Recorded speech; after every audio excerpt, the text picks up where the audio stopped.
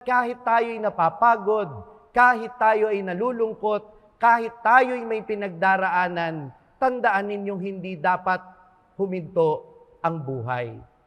Sabi nga nila, hindi po pwedeng basta huminto ka, lalo sa panahong ito. Tanong niyo sa akin, bakit? Mahal ang bilihin. Kaya hindi po pwedeng magmukmok, hindi po pwedeng tutulog-tulog, hindi po pwedeng maparalisa ang ating buhay dahil lang sa ating nararamdaman. Amen? It is okay to acknowledge your feelings, but you have to address it properly, especially in prayer, so that you may allow the Lord to strengthen you so that you can go on through life.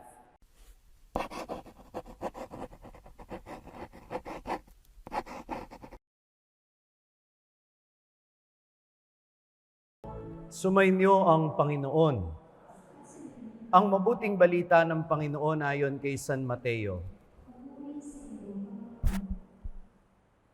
Noong panahong iyon, nang marinig ni Jesus ang pagkamatay ni Juan Bautista, siya'y sumakay sa isang bangka at nag-iisang pumunta sa isang ilang na lugar.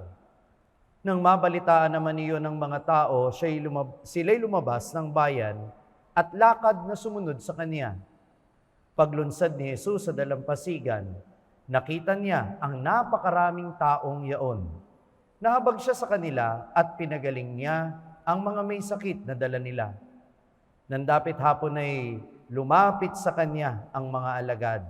Sinabi nila, ilang ang puok na ito at malapit nang lumubog ang araw.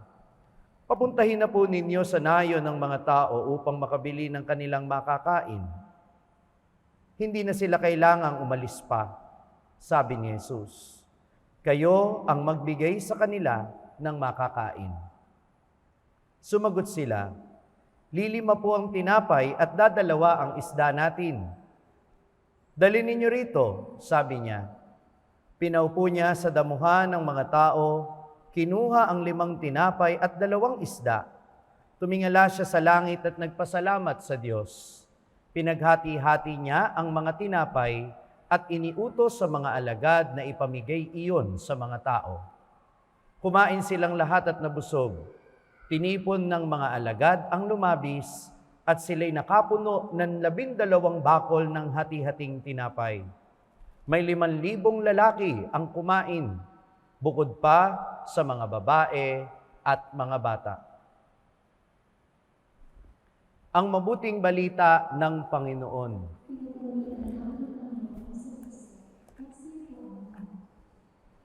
Magandang umaga po sa inyong lahat.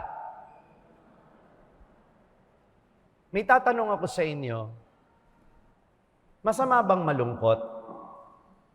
Masama bang malungkot? Hindi. Dahil natural yan na nararamdaman ng tao. At ipinapakita sa atin ngayon ng Ebanghelyo na kahit ang Panginoong Hesus ay hindi nakaligtas sa ganitong pakiramdam. Nalaman niyang namatay ang kanyang pinsang si Juan Bautista at bagamat hindi tahasang sinabi sa Ebanghelyo, pinapakita sa atin ng kanyang kagustuhang mapag-isa upang manalangin at pumunta siya sa ilang para manalangin. Ito'y tanda na dinibdib niya, ininda niya yung pagkamatay ng kanyang pinsan. Hindi masamang malungkot, pero dapat alam natin ang gagawin natin sa mga panahon ng kalungkutan. May mga tao na kapag nalulungkot, bumabaling sa mga bagay na nagbibigay lamang ng panandali ang kasiyahan. Nagpo-food trip, naha-high blood tuloy. O kaya naman ay tumataas ang sugar, nagkakasakit. O kaya naman, gala ng gala, bakasyon. Ayun, wala nang ang pera, lalo pang nagastusan. Hindi naman napahinga, napagod lang. O kaya naman, inuubos natin yung ating lakas at panahon sa mga ugnayan na hindi naman tama. Sa mga relationships na hindi naman talaga nag-nurture sa atin bilang tao, kundi toxic lang din sa atin. Panandali ang kaligayahan lang ang ibinibigay, pero hindi naman talaga nagbibigay ng kapanatagan ng puso. Kaya tamang-tama yung tanong ni Propeta Isaiah sa unang pagbasa natin ngayon. Ang sabi dito sa atin, bakit ginugugol ang salapi sa mga bagay na hindi nakabubusog? Bakit inuubos ang pera sa mga bagay na walang halaga? At ano ang paalala sa atin kung nais nating maging panatag ang ating kalooban? Sabihin niyo sa akin, basa,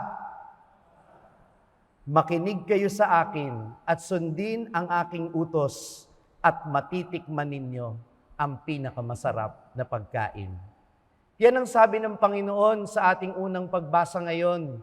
Hindi masamang malungkot, hindi masamang mapagod, pero tandaan natin na unang dapat nating gawin kapag tayo'y nakaramdam ng lungkot at pagod ay ang magdasal at alamin kung ano ang kalooban ng Diyos at sikapin nating sundin ito. Kaya nga si Jesus ay napag-isa at nanalangin, hindi para iwasan ng mga tao, hindi lang para talikuran ng mundo, at hindi para manatiling nag-iisa. Nag-iipon siya ng lakas upang maipagpatuloy niya ang paglilingkod. Sapagkat kahit tayo'y napapagod, kahit tayo ay nalulungkot, kahit tayo'y may pinagdaraanan, tandaan ninyong hindi dapat huminto ang buhay. Sabi nga nila, hindi po pwedeng basta huminto ka, lalo sa panahong ito. Tanong niyo sa akin, bakit? Mahal ang bilihin. Kaya hindi po pwedeng magmukmok, hindi po pwedeng tutulog-tulog, hindi po pwedeng maparalisa ang ating buhay dahil lang sa ating nararamdaman. Amen? It is okay to acknowledge your feelings, but you have to address it properly, especially in prayer, so that you may allow the Lord to strengthen you so that you can go on through life. Kagaya ni Jesus nang siya'y nalungkot, siya'y nanalangin, nakipag-ugnayan sa Ama, sapagkat alam niya na sa kanyang pananalangin siya'y palalakasin ng Diyos. Kaya naman, nung siya'y matapos manalangin at pumunta sa dalampasigan, nakita niya ang napakaraming tao at siya'y handa ng maglingkod kahit may dinadala siya sa kanyang kalooban. Minamahal kong mga kapatid, hindi naging hadlang kay Jesus ang kanyang kalungkutan para maglingkod sa mga tao. Sana gayon din tayo sa ating mga kapamilya, sa ating mga kaibigan, sa ating mga katrabaho, at gayon din lalo na sa mga kapwa nating nangangailangan. Kuminsan kasi, ang excuse natin, kagaya ng mga alagad, we are reluctant to serve because we think that we are not enough. Hindi ko naman masisisi yung mga alagad sa sinabi nila na pauwiin na lang po natin yung mga tao, huwag na tayong maglingkod. Kasi po kakaunti na lang kasi kakaunti lang po o wala na tayong maipapakain sa kanila. Hindi naman totoong wala eh. Meron, kaunti lang. Meron, pero sa paningin nila ay hindi sapat. Hindi ba ganyan din naman ang tingin natin sa ating mga sarili? Kapag tayo may pinagdadaanan, pag tayo ay dumaranas ng kalungkutan, we think that we are not enough. We think that we cannot serve. We think that we cannot do our work anymore because we pity ourselves and we think that we only have a few left. A few energy, few resources, feeling natin ubos na tayo. Pero may good news ako sa inyo. Tanong niyo sa akin, ano? Ang hinihingi lang sa atin ng Diyos ay hindi naman madami. Kung ano lang ang meron ka, ipagkatiwala mo sa Kanya. Nang sabihin ni Jesus sa Kanyang mga alagad, kayo ang magpakain sa kanila, hindi sinasabi ni Jesus na gawin ninyo ang imposible. Ang sabi lang ni Jesus, ipagkatiwala niyo sa akin kung anong meron kayo, at ako na ang bahalang magdagdag. Ako na ang magpupuno sa inyong kakulangan. Kuminsan kasi nagpapanik tayo akala natin kailangan marami tayong gawin. Akala natin kailangan marami tayong ibigay. Gayong ang hinihingi lang naman sa atin ng Panginoon ay kung ano yung meron tayo. This is not a test of what we have. This is a test of faith. Tinitingnan ng Panginoon kung kaya ba nating magtiwala sa Kanya, kung naniniwala ba tayo na ang kakaunting meron tayo ay pwede din niyang gamitin para mapaglingkuran ang kapwa-tao. Pinagtitiwalaan tayo ng Diyos para maging instrumento. Sana'y magtiwala din tayo sa Kanya na kung anumang meron tayo, kapos man ang tingin natin dito, ipagkatiwala natin sa Kanyang kamay at Siya na ang bahalang magpuno at magparami ng kakaunti nating nakayanan. Amen ba yun? Sapagkat ang nais ng Panginoon, hindi lang yung maranasan natin yung Kanyang kabutihan, kundi maiparanas din natin ang kabutihang ito sa iba. At itong ibig sabihin ng kaharian ng Diyos. Kung natatandaan ninyo noong mga nakaraang linggo, pinagnilayan natin yung mga talinghaga na nagsasalarawan sa kaharian ng Diyos. Tangsabi sa atin ng mga nakaraang ebanghelyo, ang mga talinghagang ito'y nagpapakita na mahalaga tayo sa kaharian ng Diyos. Amen? Kaya nga kahit mayroon tayo mga kasalanan, kahit na tayo'y parang kung minsa'y masamang damo, tayo'y pinagbibigyan pa rin ng Diyos na lumago, sapagkat naniniwala siya na pwede pa tayong magbago. Mahalaga tayo sa kaharian ng Diyos, kaya kahit anumang klase ng lupa tayo man yung lupang tumatanggap sa salita at namumunga, tayo man yung lupa na saglit lang, nawawala na ng gana at hindi nag-uugat ng husto ang kanyang salita, patuloy na naghahasik ang Diyos ng kanyang biyaya at ng kanyang salita, sapagkat naniniwala siya sa ating halaga sa kanyang kaharian. At nung nakaraang linggo, ipinakita sa atin, mahalaga ang kaharian ng Diyos para sa atin, sapagkat sa pamamagitan ng kaharian na ito, natatanggap natin ang lakas at kaligtasan na nagmumula sa Kanya. Kaya ngayong araw na ito, ipinapakita sa atin ni Jesus sa konkretong pamamaraan, what is it like to be in the kingdom of God? Ano ba ang karanasan ng maging kabilang sa kaharian ng Diyos? At ito yun, walang nagugutom, walang nanghihina, walang nagkakasakit, walang nakakaramdam ng pagkukulang sapagkat nararamdaman nila at ipinaparanas ng Panginoon na ako ang magpupuno sa inyong kakulangan. Ako ang magbibigay ng inyong kailangan. Kaya nga yung pagpaparami ni Jesus ng tinapay ay pagsasalarawan ng banal na Eucharistia. Kapag ba kayo nagsisimba, nararamdaman ninyong pinupuno kayo ng Diyos? Parang hindi kayo kumbinsido. Sa banal na misa ba, nararamdaman ninyong pinupuno kayo ng Diyos? Di ba yung ostya na nagiging katawan at dugo ng ating Panginoon? Di ba't yung Eucharistia ang tinatanggap natin, kung tutusin maliit lang na tinapay, hindi naman po nakabubusog ng sikmura, pero nakabubusog ng kaluluwa. Amen? Sapagkat yun ang binibigay sa atin ni Jesus, ang kaganapan ng ating pagkatao, ang ating kaligtasan. Kaya tayo na tumanggap ng kanyang biyaya ay dapat ding maging pagpapala sa iba. Ang kaharian ng Diyos ay kung saan nararamdaman nating nananatili ang kanyang pag-ibig. Kaya sabi ni San Pablo sa ating ikalawang pagbasa ngayon, sinong makapaghihiwalay sa atin sa pag-ibig ni Kristo? Wala. Kahit na anumang kalungkutan, kahit na anumang kabiguan, kahit na ang kamatayan, hindi tayo maihihiwalay sa pag-ibig ni Kristo. Yun nga lang, kailangan alam natin kung ano ang dapat nating gawin kapag tayo'y nalulungkot, kapag tayo'y may pasanin, kapag tayo'y may pinagdadaanan. Hindi natin kailangan magmukmok, hindi natin kailangan na lumayo, hindi natin kailangan gumastos, hindi natin kinakailangang maging matakaw. Ang kailangan lang natin ay ipanatag natin ang ating sarili sa kanyang presensya.